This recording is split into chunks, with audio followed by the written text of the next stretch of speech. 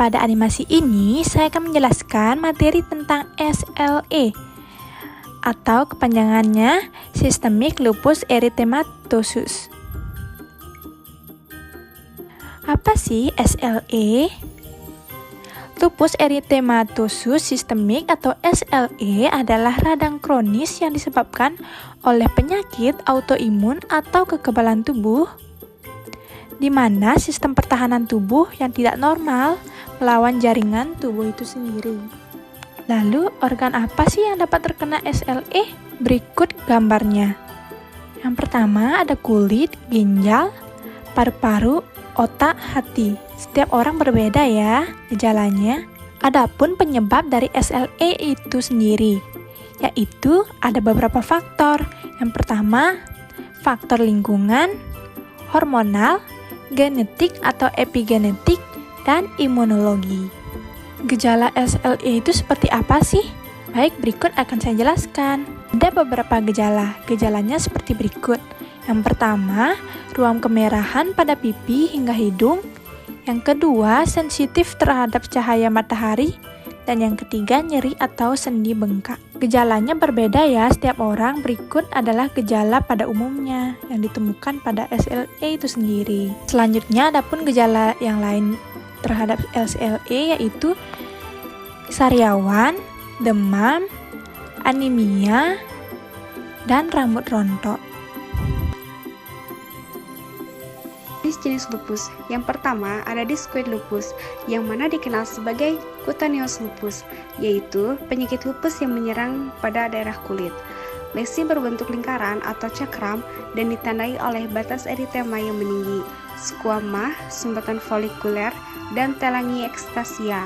Lesi timbul di kulit kepala, telinga, wajah, lengan, punggung, dan dada.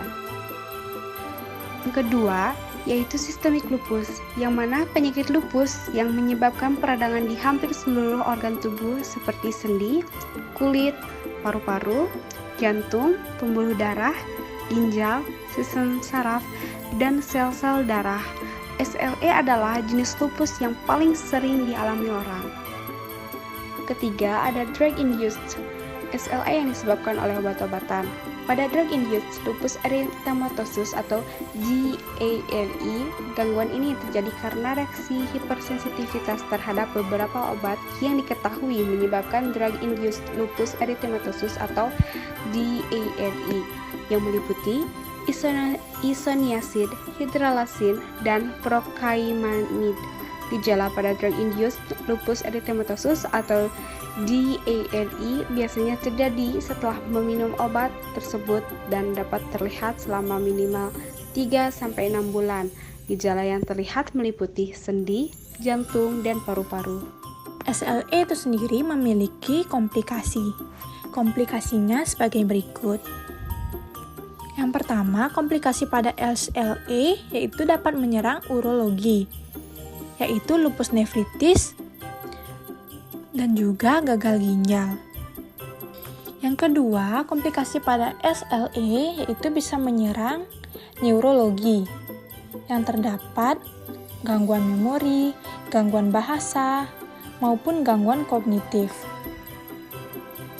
Komplikasi yang ketiga yaitu pada kardiovaskuler, yaitu bisa menyebabkan anemia, vaskulitis, perikarditis, dan infak miokard akut. Komplikasi yang keempat yaitu pada respirasi yang bisa menyebabkan pleuritis, efusi pleura, maupun bisa menyebabkan pneumonia. Nah, apa sih itu pneumonia? Pneumonia adalah infeksi paru-paru yang disebabkan oleh bakteri, virus, maupun jamur. Pneumonia menular melalui udara, batuk dan bersin, benda, dan yang lainnya yang bisa kalian lihat pada gambar. Dan komplikasi yang terakhir yaitu bisa menyerang muskuloskeletal yang bisa menyebabkan osteoporosis, fraktur pada tulang, avaskular nekrosis tulang. Adapun pemeriksaan penunjang pada SLE, yang pertama yaitu penghitungan sel darah lengkap atau disebut dengan complete blood count. Yang kedua, yaitu analisis urin. Pemeriksaan penunjang yang ketiga yaitu pemeriksaan ANA atau anti-nuclear antibody, yang dimana pemeriksaan ANA tes ini itu bertujuan untuk mengetahui seberapa tinggi ikatan antigen dengan antibody. Berikut ulasan tentang metode ANA yang bisa kalian lihat pada gambar. Yang pertama, serum darah diambil, selanjutnya diinkubasi dengan sel tertentu. Yang ketiga, diinkubasi dengan antibodi atau anti yang bertugas pada sel tersebut untuk memeriksanya. Yang keempat atau yang terakhir yaitu diamati di bawah mikroskop. Pemeriksaan penunjang yang keempat yaitu pemeriksaan imunologi.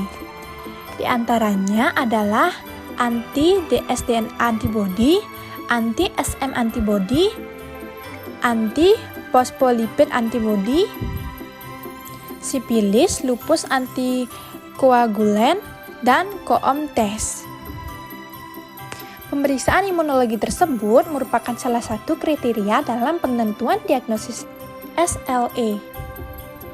Dan yang terakhir yaitu tes komplement C3 and C4. Komplement adalah senyawa dalam darah yang membentuk sebagian sistem kekebalan tubuh. Level komplement dalam darah akan menurun seiring aktifnya SLE ini. Baik, sekian penjelasan animasi tentang SLE. Semoga bermanfaat ya untuk kalian semua.